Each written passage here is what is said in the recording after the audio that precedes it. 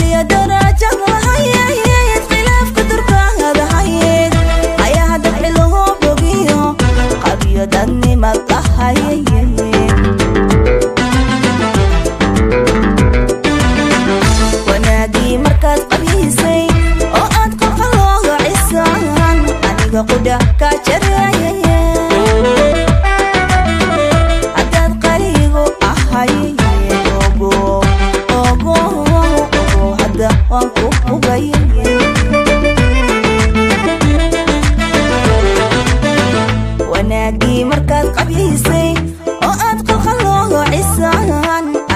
قودا كجريه حدد قليقو أحاي أوغو أوغو أوغو هدا وانكو قبيه